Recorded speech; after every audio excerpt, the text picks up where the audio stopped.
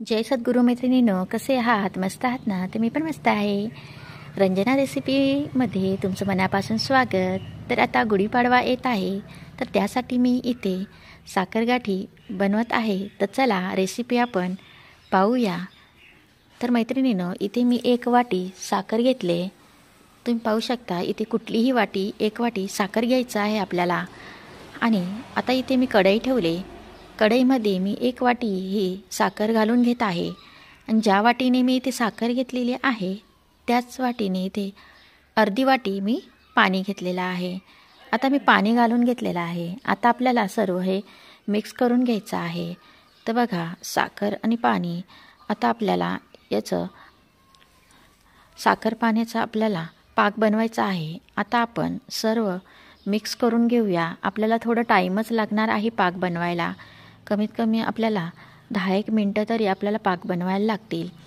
तर मैत्रिणींनो, इथे मी छोटा चमचा असं दूध घेतलेलं आहे. आता दूध घालून इथे मी थोडं मिक्स करून घेत आहे. आपल्या चांगली अशी उकळी आली का त्यानंतरच आपल्याला ज्या साईडच्या ज्या कडांना असे काळपट घाण येते ती आपल्याला काढून घ्यायची आहे. तर दुधामुळे ती घाण येते आणि ती आपल्याला आजूबाजूची अशी काढून घ्यायची आहे. तर बघा, छान उकळी आलेली आहे आपल्या पाकाला आणि आता घाणसुद्धा अशी काळपट दिसत आहे. तर आता सगळं असं मिक्स करून घ्यायचं आहे आपल्याला.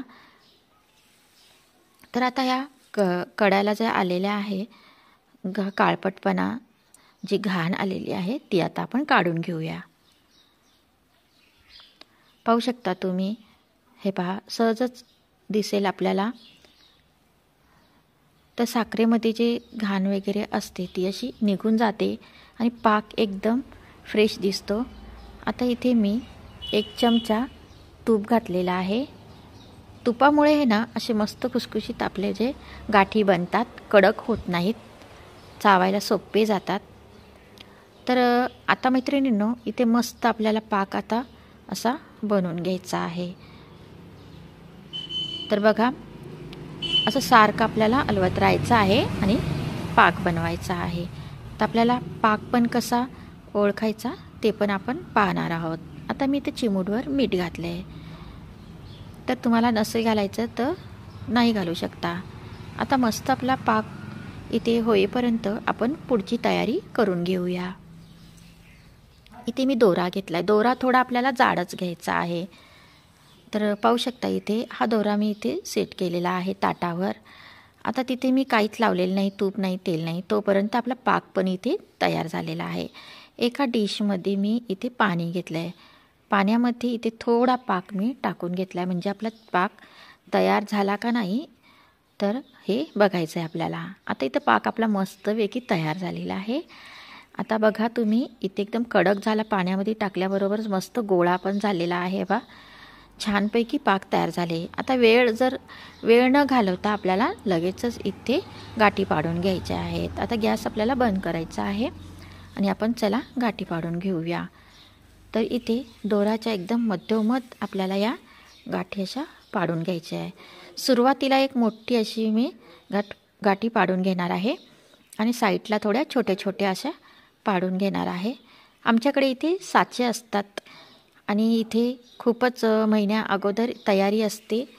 हे साखरगाठी, साखर माळसुद्धा म्हणतो इकडं, आणि हळडा असं सुद्धा आमच्याकडे म्हणतात. तर मैत्रिणींनो, पाहू शकता इथे ह्या टायमाला आहे ना खूप सांभाळून काम करायचं आहे, कारण मला खूप मोठा चटका लागला. कारण जो पाक आहे तो माझ्या हातावरच पडला आणि खूप असं चटका लागलेला आहे मला, म्हणून सांभाळूनच करा. आता मैत्रिणींनो, मस्त आपल्याला 10 मिनटं असं सोडून द्यायचं आहे. 10 मिनटात आपल्या मस्त गाठी तयार झालेल्या आहेत. तर ह्या गुढीपाडव्याला तुम्ही छान छान मस्त असे घरीच तुम्ही घरच्या घरी या बनवू शकता. तर इथे आपल्याकडं साचा नाही आहे, त्यामुळे थोडे वाकडे तिकडे आलेले आहेत, तरीसुद्धा चालतील. तर कशा झाल्या मला नक्की कमेंटमध्ये सांगा मैत्रिणींनो. तर इथे रंगीतसुद्धा तुम्ही बनवू शकता कलर टाकून. तर मी इथे व्हाईटच बनवलेले आहेत. तर बघा कशी छान मस्त आपली साखर माळ तयार झालेली आहे, एकच नंबर. तर मग तुम्हीसुद्धा सुरुवात करा बनवायला.